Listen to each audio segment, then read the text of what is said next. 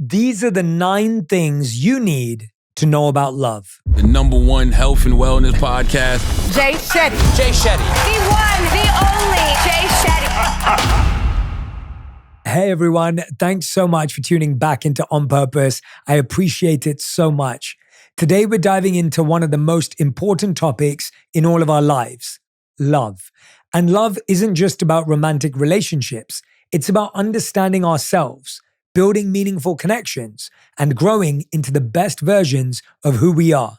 So in this special compilation episode, I've gathered wisdom from some of the best minds out there to help you navigate love with more clarity, confidence, and purpose.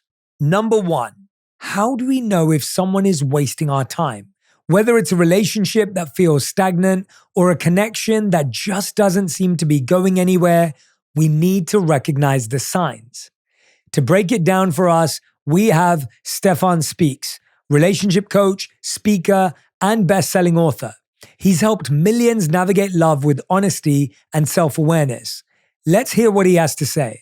So to me, again, I think it always starts with self. And you have to be honest with yourself about why are you still here? Why are you holding on? What's really driving you?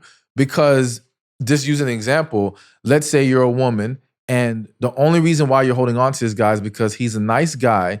You don't feel like starting the process over with somebody else.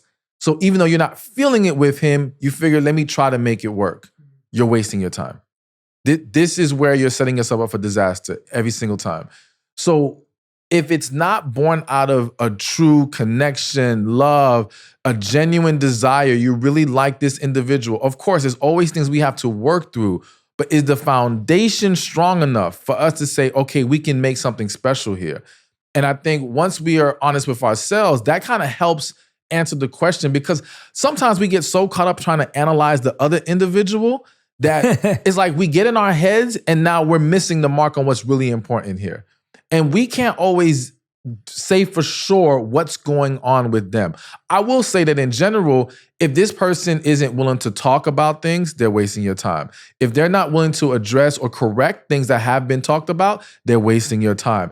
If you guys aren't on the same page about what you want and where you want to go in life, wasting time. So there are some things I think we can just look at and say, listen, this is pointless here. But a lot of times, and I have to say this, especially for women, women's intuition is extremely powerful. I'm a huge believer in it.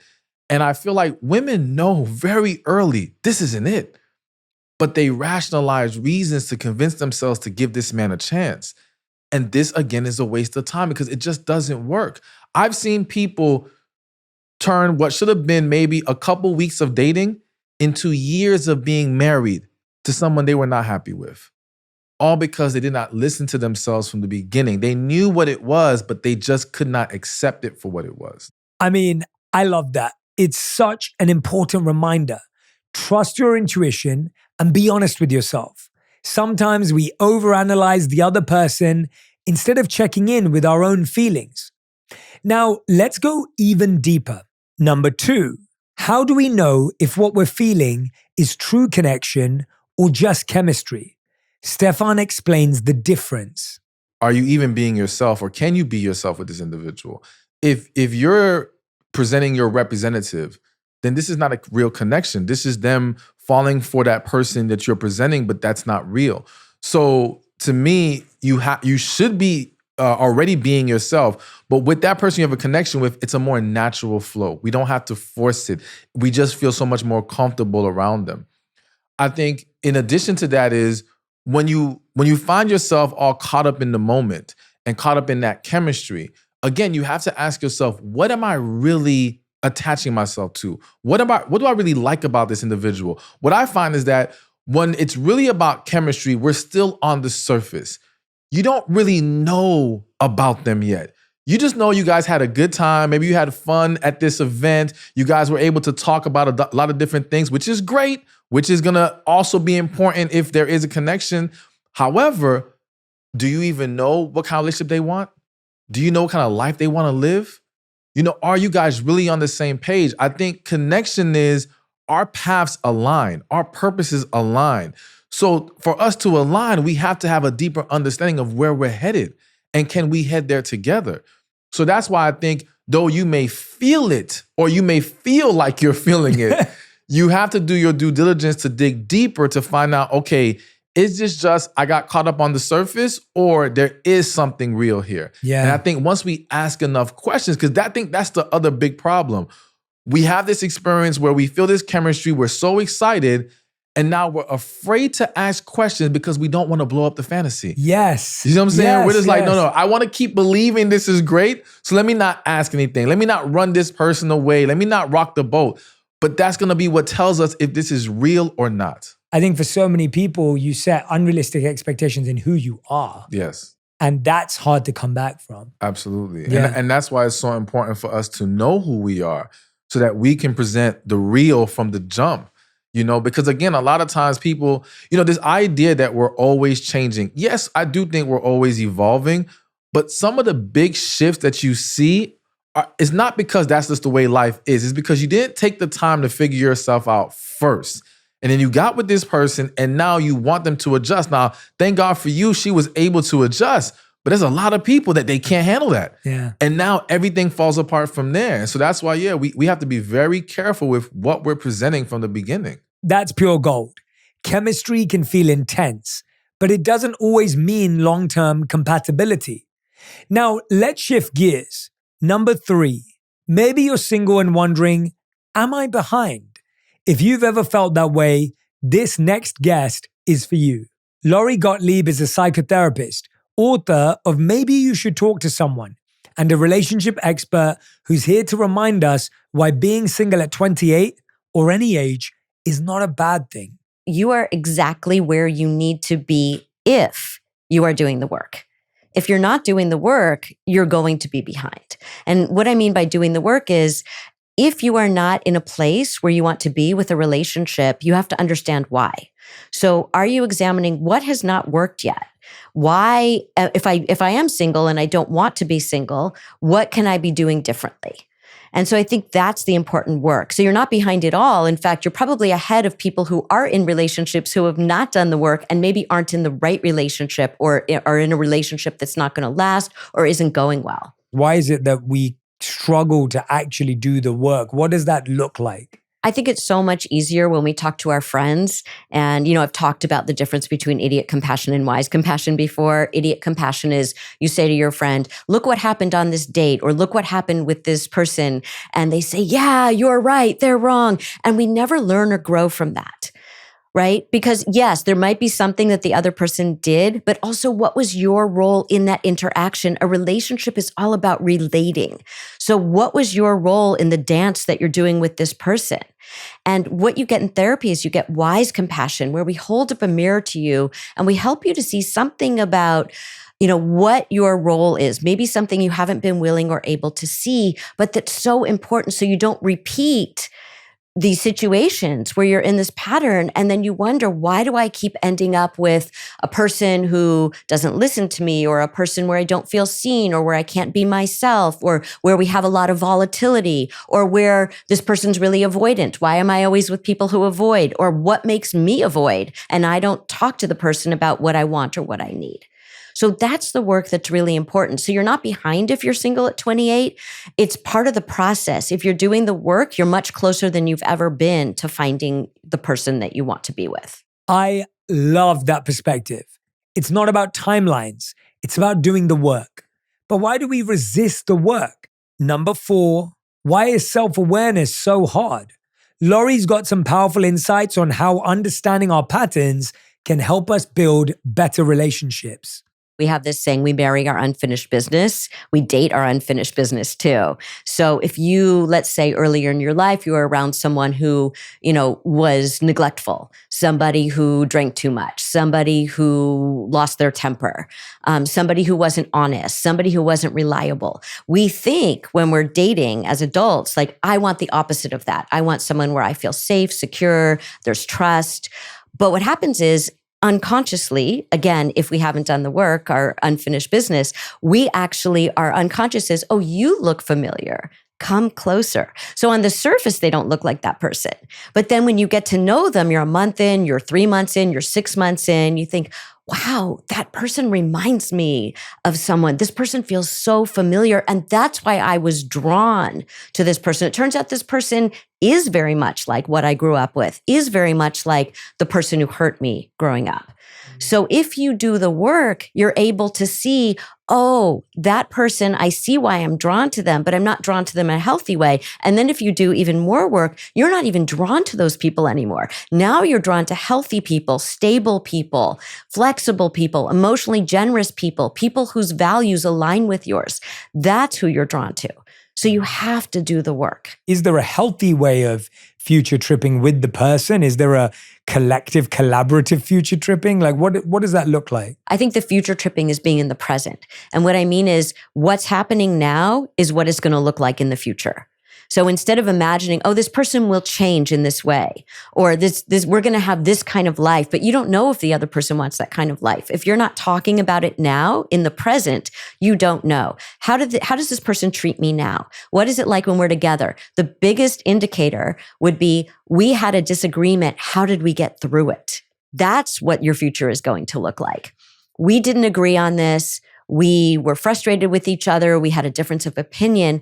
How did we repair that rupture? We talk a lot about rupture and repair. Everybody's going to have ruptures. You have it with your family members, with your friends, with your coworkers, with your parents, with your children, especially with your romantic partners, because we have this misguided notion that we shouldn't have a rupture with them because we're so in love and we see each other and we see eye to eye. But of course you're going to have ruptures. It's not so much whether you're going to have a rupture, it's what do you do with it and what does it look like? So if you have been dating for, let's say, 6 months and you haven't had a rupture, you guys are not going deep enough. You guys don't know each other well enough. You're still on your best behavior. You have to be able to be yourselves. That's going to tell you what the future looks like. So stop the pretending, be yourself, be what you want your future to look like, act like you want your future to look like, see how the other person acts, and see what happens between the two of you. And a repair would look like something like, oh, we're having a disagreement right now. Why don't we take 15 minutes and let's come back when we're not so heated and let's talk about that. Or, you made a mistake. You know what? I've been thinking about this. Say you have an argument. You say, we're not going to talk for a few minutes. Let's go cool off, whatever. You call them back and you say, you know what? I thought about it. I was wrong. And I'm so sorry. Here's what I did. And I wish I had done it this way. And that's great if your partner can do that or if you can do that. Right? And then if your partner then can accept that without shaming you, if your partner can say, I really appreciate that. And I wish that I had reacted differently in this way. And how can I be more supportive in those moments? That's beautiful. That's your future. But you have to see it in the present. You can't imagine what the future is going to be. You have to actually live it in the present and say, oh, now I know it's going to be just like it is right now. Now that's a wake-up call. Sometimes doing the work means facing things we'd rather avoid, but that's the only way to grow. Number 5, what if we keep attracting the same type of relationships over and over? Dr. Joe Dispenza, neuroscientist, researcher, and expert on rewiring the brain, explains how we can break free from those cycles and attract relationships that truly align with us. Typically, it usually takes a crisis or a disease or a diagnosis or a trauma or a loss or a betrayal for a person to really decide, is this really who I want to continue to be? So my message is, why wait for that, right? So there's nothing wrong with saying, I want to be in a relationship. I want the following things in a relationship from this person, or what might be my ideal relationship. I think people have an image in their mind of what they like or what their type is or whatever. I don't think there's anything wrong with that. But I think what people are really looking for is connection and joy. Like, people should be in a relationship. The reason they should be in a relationship is to be overjoyed to be with the person that you're with, right? You want joy in your life. For me, it would make sense then if the person got very clear on what they wanted, then they should start on the journey to become that very person. They should really work on being that very person that they want. So there would have to be some change that they would have to make in order to be worthy enough to create a person that they would attract in their life. And we cannot attract anything in our life that we feel separate from. Trusting in a future that you can't see or experience, you have to lay down the very thing you use your whole life to get what you want, to trust that something greater could happen. And that's not something that's very easy. So I like the idea that it wouldn't happen on a date that was from an app. It could happen in a bank. It could happen at a seminar. It could happen in the grocery store, in a way that you least expect, right? And I think that when we get to a point where we're so happy with ourselves, we're no longer looking because we feel like we already have it. I think that's the state where people attract an equal. Become the person you want to attract. When we focus on our own growth, the right relationships naturally follow. Number 6, what about manifesting love? How do we stop chasing and start aligning? Joe shares why joy and presence are the key to attracting the right partner. We're conditioned in a way to okay, I need something out there. I need the experience, the proof. I need the event to occur. And the end product of that event or experience is called an emotion. The emotion takes away the lack or separation from not having it. So we're waiting for the event to occur to take away the feeling of separation or lack.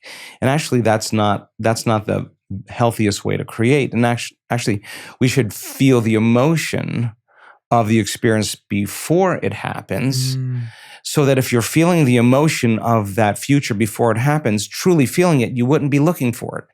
You would only be looking for it when you felt separate from it, right? So can you maintain that state? Because the only way you're going to believe in that future is you have to feel the emotion associated with it. So good. The moment you feel the lack and the separation, you're going to believe in the past.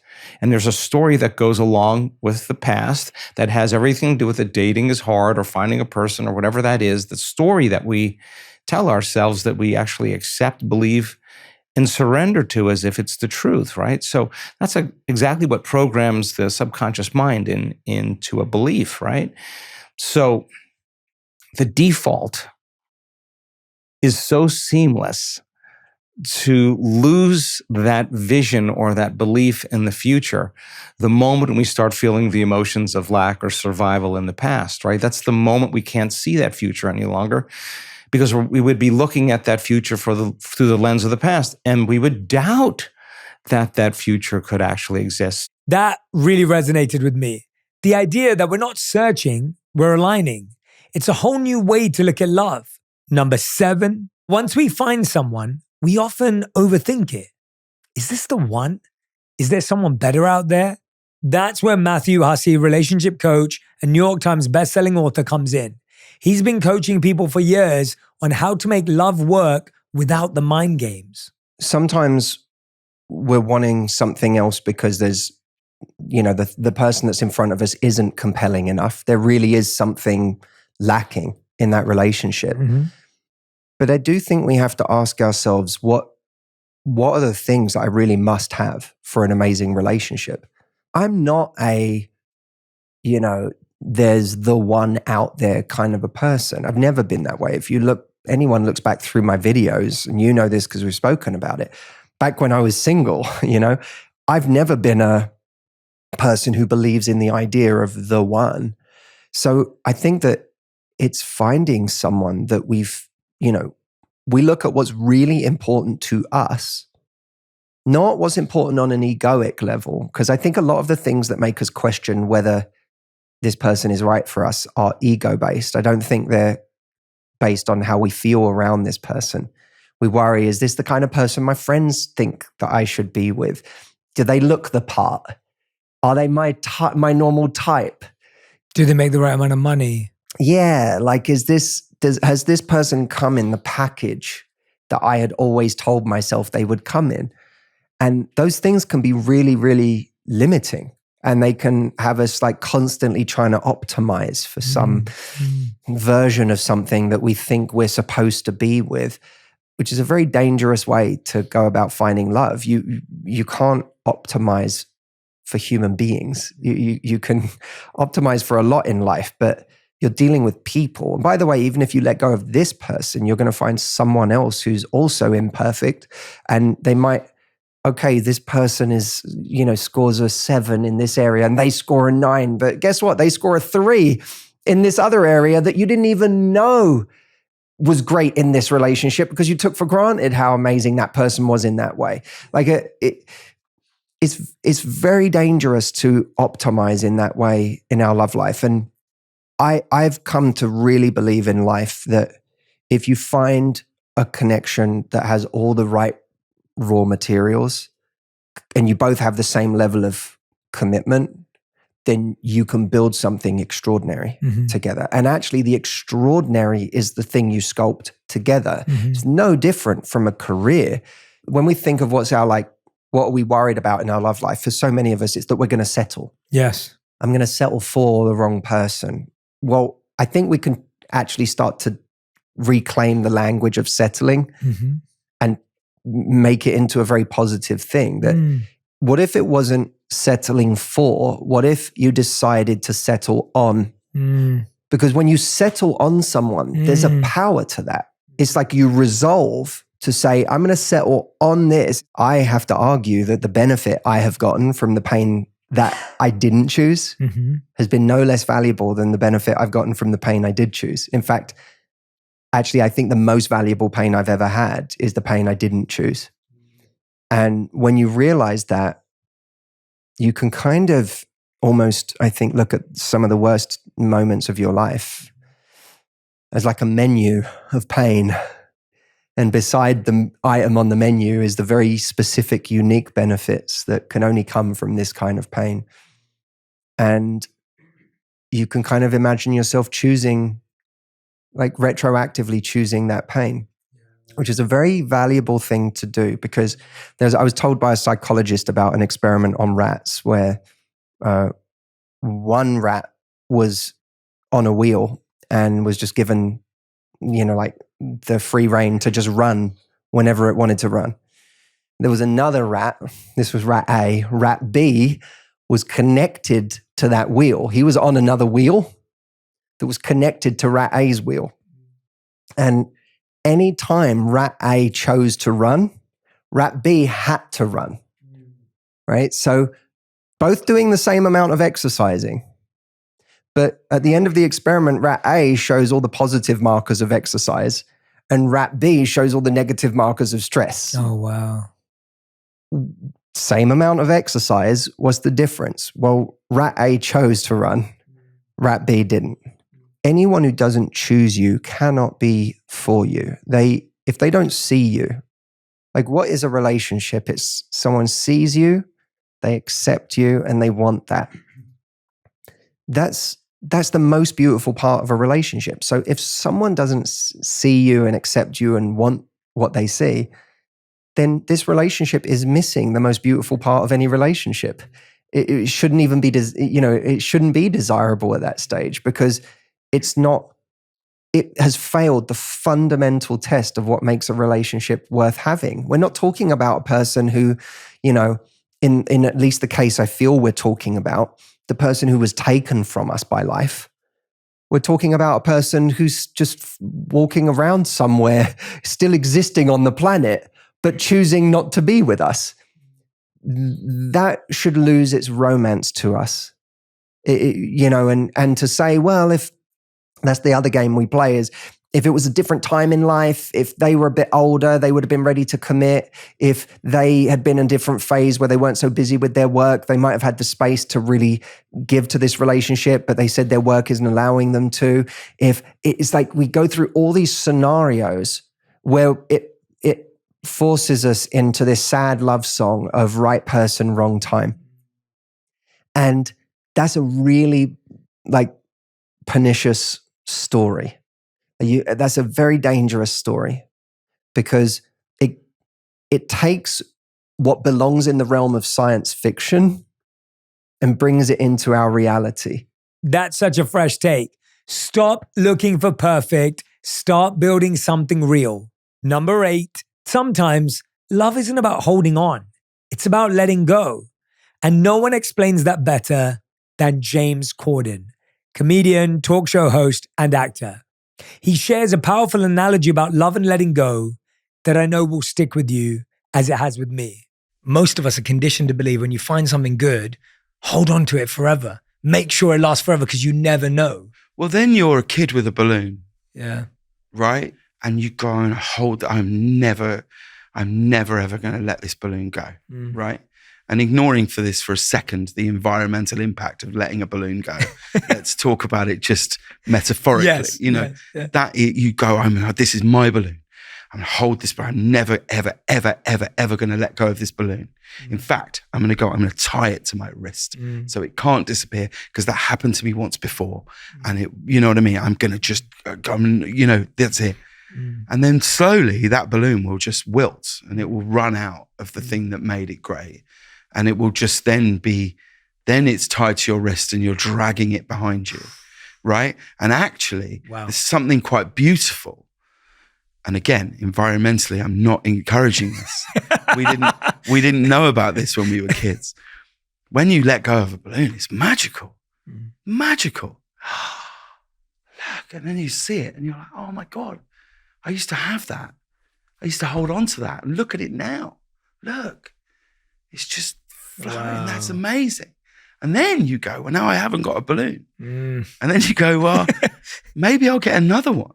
Yeah. Maybe there'll be another balloon and maybe it'll be a different shape or it'll be shinier or whatever it is. Like, you've got to be able to let go of stuff to make new things come in. You've got to have the space and the time to encounter something new. A friend of mine a year ago, maybe less, had his heart broken in the most brutal circumstances. It was his first love, first girlfriend. And they broke up and he was just not in a good way. And this was his first real, proper, serious girlfriend, certainly the first time he'd been in love before. I just found myself saying to him, I was like, this is great.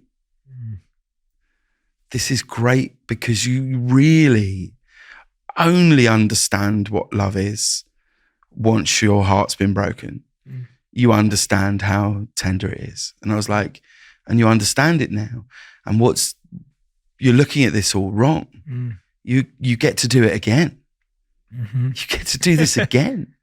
You're going to meet someone else and feel all these feelings, and perhaps you'll go into that relationship learning what you've learned from this relationship, and that will then feed that relationship in a different way. And he's just met someone, right? Yeah. And he's like, oh my God, this is amazing. Yeah. And I'm like, yeah. Got that balloon again. Yeah. Like, that's it. That's it. And so again, I think it's expectation is the thing that makes us hold on to stuff. Yeah. If you can just ebb and flow with stuff, you're going to find it so much easier to take the good, the bad, and the everything in between as just all being good for you. This next conversation is really close to my heart because it's with someone who knows me better than anyone. My wife, Radhi. She's not just my life partner. She's an incredible nutritionist, chef, and advocate for conscious living.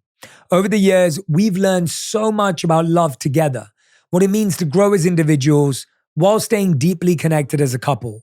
Number 9, how to love fully without losing yourself in the process. Radhi shares her wisdom on maintaining a strong sense of self while being in a loving, supportive relationship. People think that time is the investment. Like the amount of time you spend with someone is what the investment is. This person is willing to spend 2 hours with me, but this person is willing to spend 15 minutes with me. That must mean the 2-hour person values me more, loves me more, cares for me more. But what is the quality of those 2 hours? What is the quality of those 15 minutes? Makes such a difference. And I think, I've just been so used to that concept that's what I always, related to this friend or this relationship. This person wants to spend the most amount of time with me. That must mean, that person loves me more. And so I think that's something I've really changed, because you can feel so much more fueled from a 15-minute interaction with someone and loved with presence than you can with 2 hours of someone's distracted time. And that's something I'm still working on as a person, of being someone who's present.